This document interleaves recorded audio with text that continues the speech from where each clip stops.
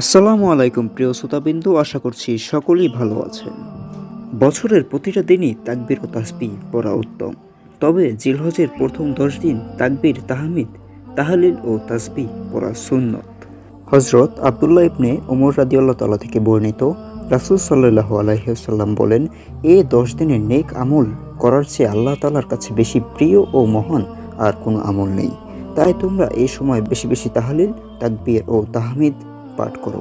জিলহজ মাসের নামকরণ থেকেই আমরা বুঝতে পারছি এটি হজের মাস। হজের সকল কাজই এই মাসে সম্পাদন হয়ে থাকে, তাই এই মাসটি জিলহজ মাস নামে পরিচিত। এই মাসের প্রথম 10 দিন অত্যন্ত গুরুত্বপূর্ণ। এই 10 দিনের যে কোনো আমল আল্লাহ তাআলার কাছে প্রিয়। এই দিনগুলোতে আল্লাহ তাআলার বেশি বেশি তাকবীর দিতে হবে। জিলহজ মাসে চাঁদ দেখার পর তাকবীর দেওয়া সুন্নত। এছাড়া রাসূল সাল্লাল্লাহু আলাইহি ওয়াসাল্লাম নিয়মিত যে আমলগুলো করতেন তার মধ্যে একটি হলো সিয়াম। রাসূল সাল্লাল্লাহু আলাইহি ওয়াসাল্লাম 1 থেকে 9 তারিখ পর্যন্ত রোজা রাখতেন। কেউ যদি এই 9 দিন রোজা নাও রাখতে পারেন, তবে অন্তত আরাফার দিনে রোজা রাখবেন। এছাড়া এই 10 দিন যত পারুন ইবাদত করুন, বিশেষ করে 9 ও 10 তারিখের ইবাদত। এই 2 দিন আল্লাহ তাআলা সবথেকে বেশি মানুষকে গুনাহ থেকে মাফ করেন।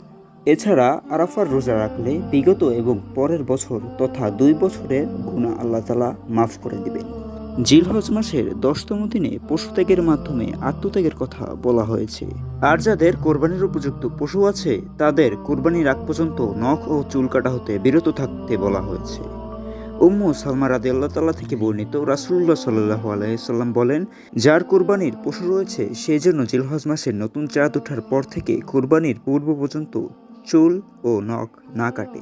প্রিয় শ্রোতাবিন্দু, আশা করছি আপনারা সকলেই এই জিলহজ মাসের প্রথম 10 দিনের আমল সম্পর্কে অবগত হয়েছেন।